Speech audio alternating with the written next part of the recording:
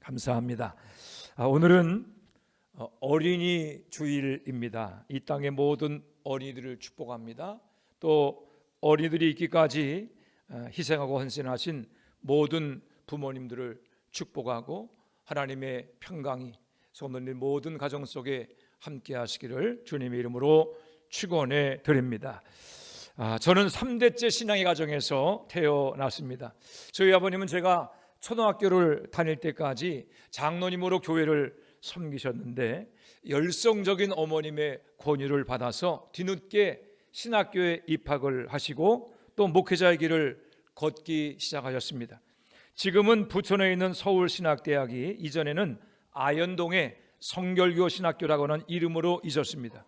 저희 아버님과 어머님이 함께 아현동 성결교 신학교를 입학하시고 또 함께 교회를 개척하시고 함께 목회 사역을 시작하셨습니다. 그때가 1974년 4월 제가 중학교 2학년 때였습니다. 아버님 어머님이 인천의 가자동 허벌판에 천막을 그 군용 천막 텐트를 치시고 교회를 개척하셨는데 그때부터 저도 주일학교 교사 또 찬양대 또 학생회장으로 열심히 교회를 섬겼습니다. 그러다가 제가 고등학교 3학년 때부터 대학교 입시를 핑계로 이제 학교 앞에서 친구들과 함께 자취를 시작하면서 신앙생활이 게을러지기 시작했습니다. 대학에 들어간 이후에는 나름대로 신앙의 회의를 느끼고 교회를 좀 멀리 하다가 1980년 8월에 군에 입대한 후에는 교회를 졸업했습니다. 아예 교회를 안 나간 거죠. 그렇게 교회를 떠나 세상에서 방황하던 세월이 감리교 신학대학원에 입학하던 1986년까지였으니까 거의 9년쯤 교회를 떠나 있었던 셈입니다.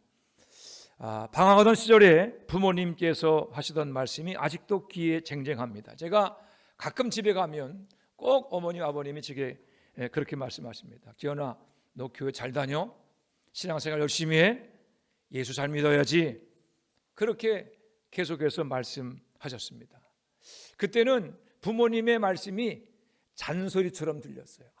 그냥 고리타분하게 말이지.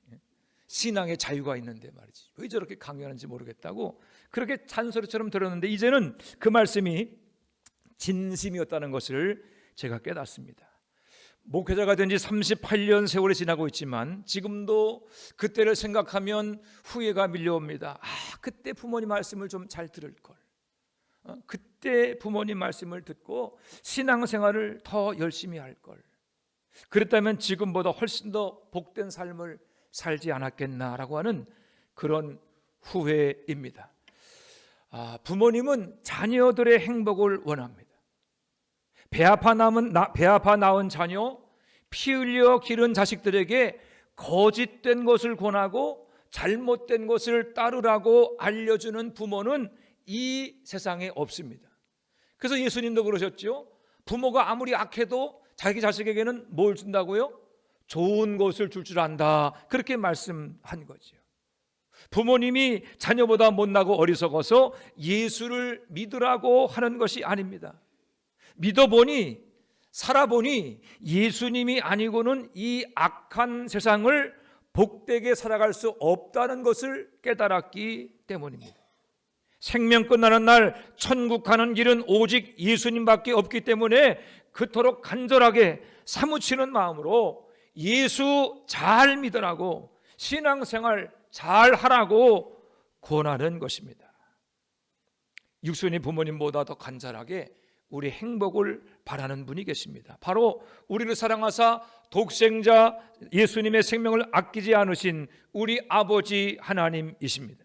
오늘 본문에서도 모세는 하나님께서 이스라엘 백성들이 행복하기를 원하신다고 하는 것을 분명히 밝히고 있습니다.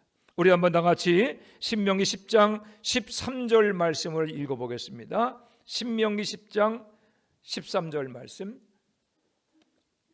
함께 읽습니다. 시작. 내가 오늘 내 행복을 위하여 내게 명하는 여호와의 명령과 규례를 지킬 것이 아니냐. 아멘. 이 신명기는 이스라엘 백성들이 애굽을 탈출한 지 40년쯤 지나서 마침내 가나안 땅의 입구에 도착했을 때 이스라엘의 지도자인 모세가 이스라엘 백성들을 이제 모아놓고 그들을 향해 했던 그런 유언과도 같은 설교입니다. 신명기는 34장의 긴 분량이지만 오늘 읽은 이 본문의 말씀은 신명기 전체를 요약한 말씀이라고 해도 과언은 아닙니다. 모세는 오늘 본문에서 이스라엘 백성들이 어떻게 하면 아브라함을 통해 약속된 하나님의 복을 누리며 살 수 있는지를 가르치고 있습니다. 첫째로 행복한 삶을 살려면 하나님의 명령과 규례를 지켜야 합니다. 12절에는 이스라엘 백성들에게 요구되는 신앙생활의 면면이 기록되어져 있습니다. 우리 한번 12절 말씀도 읽어보겠습니다. 시작. 이스라엘아, 내 하나님 여호와께서 내게 요구하는 것이 무엇이냐? 곧 내 하나님 여호와를 경외하여 그의 모든 도를 행하고 그를 사랑하며 마음을 다하고 뜻을 다하여 내 하나님 여호와를 섬기고. 아멘. 하나님께서 이스라엘 백성들에게 요구하시는 것은 하나님을 경외하는 것이며 모든 도를 행하는 것이며 하나님을 사랑하고 마음과 뜻을 다해서 하나님을 섬기는 것입니다. 그 다음 절 13절에서 모세는 그러면 하나님을 경외하는 것이 무엇이고 또 하나님을 사랑하며 섬기는 것이 무엇인가를 설명해 주는데 이렇게 말씀합니다. 내게 명하는 여호와의 명령과 규례를 지킬 것이 아니냐. 아멘. 여러분, 하나님을 경외하고 사랑하며 섬기는 것은 다름이 아니라 하나님께서 우리에게 주신 명령과 규례를 지켜 행하는 것입니다. 신명기에서 여호와의 명령과 규례를 지키라고 하는 명령은 약 20회 이상 반복되고 있습니다. 여기에 청종하라, 삼가 지키라, 행하라고 하는 강조까지 포함하면 그 빈도는 훨씬 높아집니다. 성경학자들의 분석에 의하면 신명기에 삼가 지키라 라고 하는 단어가 70번 이상 나옵니다. 행하라고 하는 단어는 150번 이상, 청종하라고 하는 단어는 90회 이상 나옵니다. 하나님의 명령이나 규례와 연결되어서 지켜 행하라고 하는 뜻을 가진 이 명령이 무려 200번 이상 나옵니다.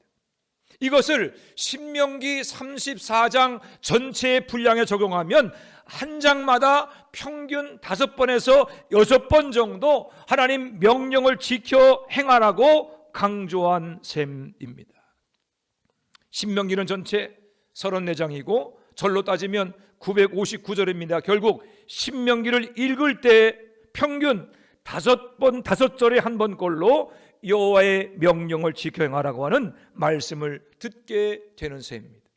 신명기는 이스라엘 백성 출애굽 2세대를 모아놓고 했던 모세의 설교라고 했습니다. 그러니까 모세는 설교하면서 한마디가 끝날 때마다 여호와의 명령을 지켜 행하라, 한마디가 끝날 때마다 여호와의 명령을 지켜 행하라, 그렇게 끊임없이 반복한 것입니다.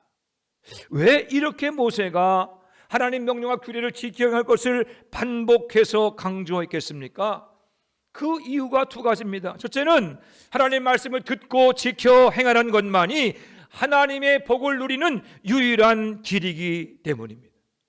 하나님은 하나님을 경외하고 사랑하는 다른 방법을 말씀하지 않으셨습니다. 하나님 명령과 규례를 지켜 행하라고 했습니다. 말씀에 순종하라는 것입니다. 하나님의 복을 받는 다른 길이 없습니다. 순종이 제사보다 낫습니다. 하나님은 천천의 제물을 드리는 것보다 하나님 말씀에 순종하는 것을 더 기뻐하시는 분이십니다. 이스라엘 백성들이 하나님 말씀에 순종하고 그 말씀대로 살아야 하나님의 복을 받으며 그 복을 온 세상에 흘려보내는 축복의 통로로 쓰임받을 수 있기 때문에 모세는 그토록 반복해서 하나님의 명령에 순종할 것을 강조한 것입니다. 두 번째로 아무리 말해도 하나님의 명령을 지키지 않은 사람들이 너무나 많았기 때문에 모세는 더 순종을 강조한 것입니다. 모세가 아무리 얘기해도 모세의 말을 한 귀로 듣고 한 귀로 흘리는 사람들이 너무나 많았습니다. 모세가 이스라엘 백성들을 애굽 땅에서 인도에 나올 때 장정만 20세 이상의 남성만 60만 명이었고 여인과 아이까지 포함하면 약 200만 명에 달하는 그런 이스라엘 백성이 애굽 땅을 탈출했습니다. 처음 애굽을 탈출할 때 20세 이상 된 사람들을 일컬어서 우리가 출애굽 1세대라고 합니다. 여러분, 그 출애굽 1세대가 가나안 땅에 들어가기 위해서 애굽을 탈출했는데 그 60만에 달하는 장정 가운데서 몇 사람이 약속의 땅 가나안에 들어갔을까요? 몇 사람 들어갔어요? 몇 사람 들어갔죠? 두 사람이죠. 두 사람. 60만 명의 장정 가운데서 여호수아와 갈렙 딱 두 사람만이 가나안 땅에 들어갔습니다. 나머지 59만 9,998명은 다 광야에서 죽임을 당하고 말았습니다. 그 이유는 하나님의 명령을 지키지 않았기 때문입니다. 하나님 말씀에 순종하지 않고 불순종하며 거역했기 때문입니다. 그래서 모세는 약속의 땅 가나안을 눈앞에 둔 출애굽 2세대를 모아놓고서 하나님의 명령과 규례를 지키며 행할 것, 순종할 것을 귀가 따가울 정도로 반복하고 반복하며 또 반복해서 강조한 것입니다. 사랑하는 전적의 성도 여러분, 행복한 가정을 이루며 자녀들이 형통하는 축복을 받기를 원하십니까? 여호와의 명령과 규례를 지키시기를 바랍니다. 여호와의 명령과 규례는 오늘 우리에게 주신 바 하나님 말씀인 이 성경입니다. 여러분, 성경을 읽고 또 묵상하고 이 말씀에 순종하시기를 바랍니다. 부모된 여러분들이 먼저 성경을 읽고 묵상하고 순종하시고 여러분의 자녀들에게도 성경을 읽고 묵상하며 순종할 것을 가르치시기를 바랍니다. 한두 번 강조한다고 해서 되는 일이 아니죠. 여러분, 교육은 반복입니다. 신명기에서 모세는 무려 200번 이상을 하나님 말씀을 지켜 행하라고 반복해서 강조했습니다. 그 능력 많은 모세도 그토록 하나님께 순종할 것을 반복하여 가르쳤다면 우리는 얼마나 더 반복해서 가르쳐야 하겠습니까? 우리도 모세를 따라야 합니다. 자녀들에게 마땅히 행할 길을 가르치시기를 바랍니다. 자녀들에게 성경을 읽고 묵상하고 순종하라 반복해서 가르치고 또 가르치시기를 바랍니다. 얼마나 악한 세대인지 모릅니다. 죄악의 풍랑이 거세게 몰아치고 있습니다. 세속화의 물결이 교회 안으로 넘쳐 들어오고 있습니다. 이 죄악의 거센 풍랑, 세속화의 물결을 막아내고 우리 가정과 자녀와 교회를 지켜내는 것은 오직 하나님의 말씀밖에 없습니다. 하나님 말씀, 성경을 날마다 읽고 묵상하고 순종함으로 말씀의 거룩한 방파제를 세워 여러분의 가정과 자녀들의 삶, 몸된 교회를 지켜가시기를 바랍니다. 그리함으로 전능하신 아버지 하나님께서 책임지시는 행복한 가정, 하나님께서 그 앞길을 열어주시는 형통한 자녀들이 되시기를 주님의 이름으로 축원해 드립니다. 두 번째로, 행복한 가정을 이루고 형통한 자녀의 복을 받게 하려면 완고한 마음과 고집을 버려야 합니다. 하나님은 지켜 행하라고 하는 명령과 함께 하지 말라라고 하는 금령도 주셨는데 그 금령은 신명기 10장 16절에 나옵니다. 우리 16절 말씀 함께 읽어보겠습니다. 16절입니다. 시작.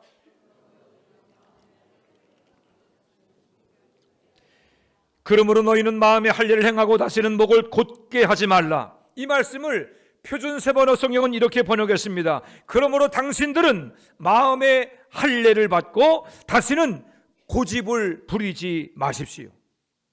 목을 곧게 하지 말라는 것은 고집을 부리지 말라는 뜻입니다. 완고하고 고집스러운 마음, 자기 생각과 주장을 끝까지 포기하지 않는 완악한 마음, 이것이야말로 하나님의 진노를 불러일으키고 행복한 가정과 형통한 자녀의 복을 받지 못하게 하는 우리 안에 악한 본성인 것입니다. 모세는 지난 40년간 이스라엘 백성들을 인도하면서 이스라엘 백성들에게 고집스럽고 완고한 본성이 있음을 누구보다 뼈저리게 경험한 사람입니다. 이스라엘 백성들의 그 고집스러운 마음, 그 완고한 마음 때문에 약속된 축복이 저주가 되고 형통이 변해서 불통이 되며 젖과 꿀이 흐르는 땅이 황폐한 무덤으로 변해가는 비참한 현실을 똑똑히 지켜보았습니다. 이것을 지켜보는 모세의 눈에서는 피눈물이 났을 것입니다. 하나님께서 이스라엘 백성들의 고집스러움에 진노하셔서 민족 전체를 진멸하겠다고 하신 말씀이 출애굽기 32장에 나옵니다.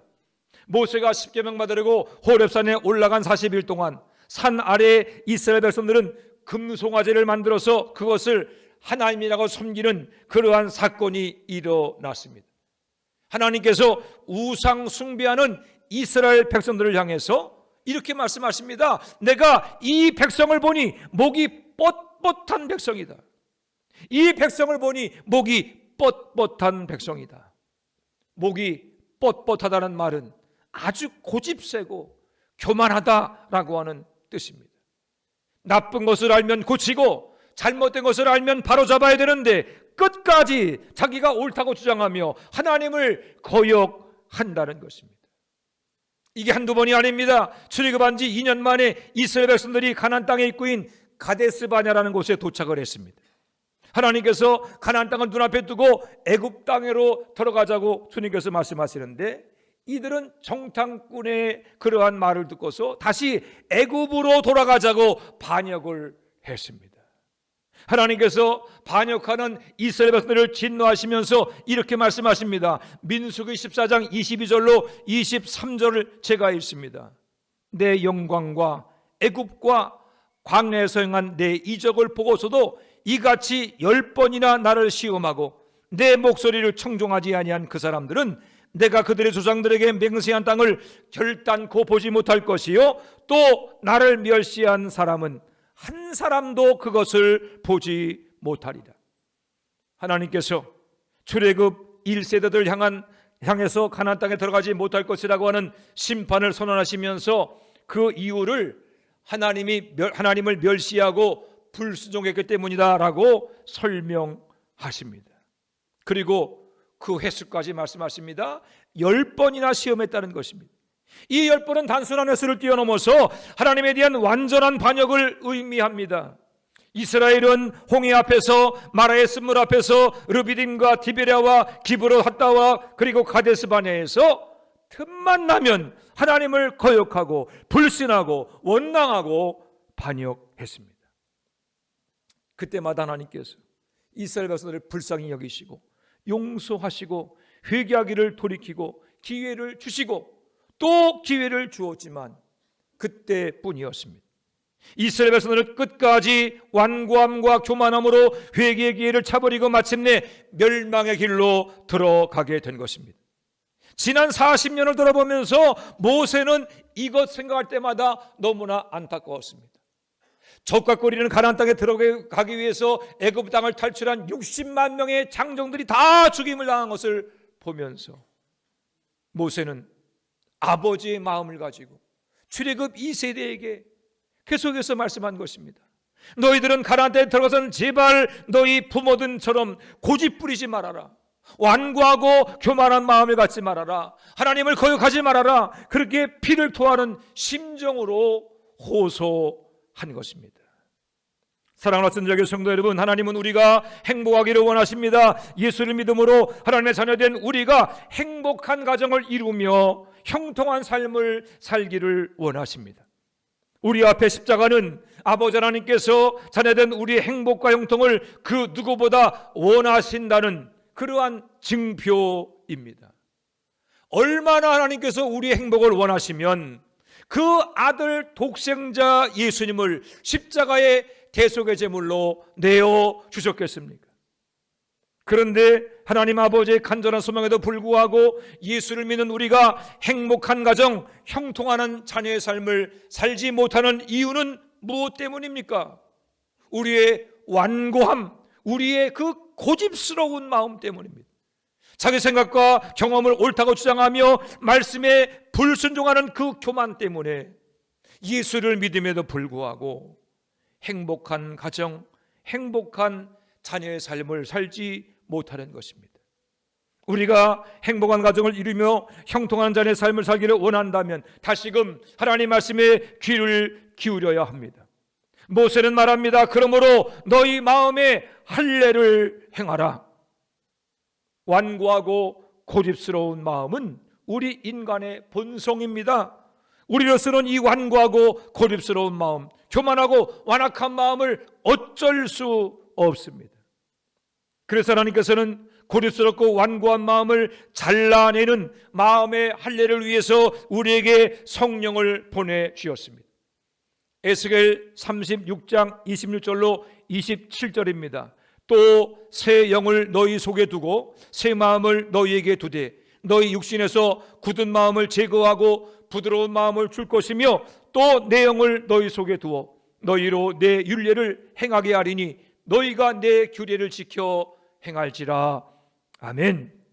에스겔 선지자는 우리의 능력으로는 우리 마음의 할례, 그 고집스럽고 완고한 마음을 제거할 수 없지만 우리 안에 임하신 성령께서 우리의 굳은 마음을 제거하신다고 말씀합니다. 고집을 제거하고 완악함과 교만함을 제거하는 마음의 할례는 성령으로만 가능하다는 것입니다. 그뿐만이 아닙니다. 내 영을 너희 속에 두어서 내 율례를 행하게 하리라. 마음의 할례는 물론이거니와 하나님의 말씀에 순종하는 것도 성령으로만 가능하다고 말씀합니다. 그렇습니다. 그 완악하고 고집스러운 마음을 잘라내는 영적인 할례는 성령으로만 가능합니다. 하나님 명령과 규례를 지켜 행하는 순종도 성령으로만 가능합니다. 그래서 바울 사도는 에베소서 5장 18절에서 술 취하지 말라. 이는 방탕한 것이니 오직 성령으로 충만함을 받으라 라고 말씀한 것입니다. 충만함 받으라고 하는 이 단어는 지속성과 반복성을 의미합니다. 한 번이 아니라 계속 반복돼야 한다는 것입니다. 성령으로 충만해지는 것도 한 번으로 끝나는 것이 아니라 내가 죽는 날까지, 주님 앞에 서는 날까지 계속해서 반복되어야 하는 것입니다. 사랑하는 어천절교 성도 여러분, 저는 가정의 달 5를 맞으면서 여러분 가정의 행복과 자녀들의 형통을 원하시는 하나님을 대신하여 여러분께 묻습니다. 여러분은 성령 충만하십니까? 여러분은 성령 충만하십니까? 과거에 성령 충만했던 거 말고 지금도 성령으로 충만한 삶을 살고 계십니까? 성령 충만은 말씀 충만입니다. 성경을 읽고 묵상하고 순종하는 삶이 성령 충만의 증거입니다. 성령 충만은 기도 충만입니다. 날마다 깨어 기도하고 쉬지 않고 기도하는 것이 성령 충만의 증거입니다. 성령 충만은 순종 충만입니다. 언제나 어디서나 내게 주신 직분과 사명에 순종하며 살아가는 것이 성령 충만의 증거입니다. 성령 충만은 감사 충만입니다. 불평과 원망이 아니라 모든 일에 감사하며 살아가는 것이 성령 충만의 증거입니다. 성령 충만은 기쁨 충만입니다. 무슨 일을 만나든지 기뻐하고 감사하며 하나님께 찬양 드리는 것이 성령 충만의 증거입니다. 이런 성령 충만의 구체적인 증거가 여러분의 심령과 삶에 있습니까? 하나님 말씀 앞에 정직하게 여러분의 마음과 삶을 살펴보시기를 바랍니다. 이런 증거, 이런 열매가 있다면 감사할 일이지만 성령 충만의 증거가 없다면 여러분은 지금이라도 회개하고 성령 충만을 위해서 간절히 기도해야 합니다. 성령 충만해야 행복한 가정을 이룰 수 있고 성령 충만해야 자녀들이 형통한 삶을 살아갈 수 있기 때문입니다. 오늘은 어린이 주일입니다. 가정 행복과 우리 자녀들의 형통한 삶을 위해서 우리가 무엇을 해야 할 것인가를 다시 한번 깊이 생각해 보는 주일입니다. 우리 부모들이 가정 행복과 자녀들의 형통한 삶을 위해서 무엇을 해야 하겠습니까? 우리 한번 신명기 4장 40절 말씀 찾아보겠습니다. 신명기 4장 40절